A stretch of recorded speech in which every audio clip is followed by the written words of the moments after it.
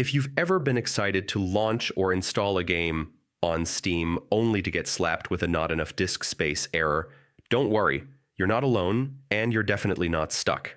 In this guide, I'll walk you through the most effective fixes so you can jump back into your games without stress. Let's kick off with the simplest step that solves more issues than you'd think.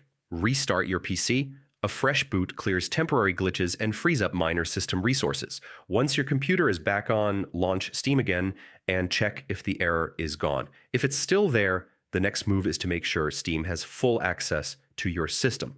Locate the Steam shortcut on your desktop, right-click it, and choose Run as Administrator. When Windows asks for confirmation, hit Yes. Running Steam with elevated permissions can unblock it from accessing system files or drive locations it needs. Now, with Steam open, head to the top left and click the Steam menu, then select Settings. On the left panel, click Downloads. In this section, you'll see an option called Clear Download Cache. Click it and confirm. This wipes out temporary files that may be incorrectly taking up space or interfering with downloads. Next, let's check the game files themselves. Go to your Steam library and pick a game that's been throwing the error. Right-click it and select Properties.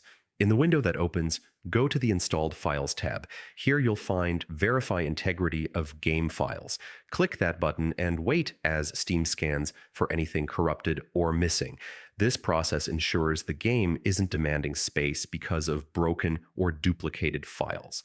After verification completes, try installing or updating your game again and see if the error has disappeared. In most cases, one of these steps eliminates the problem.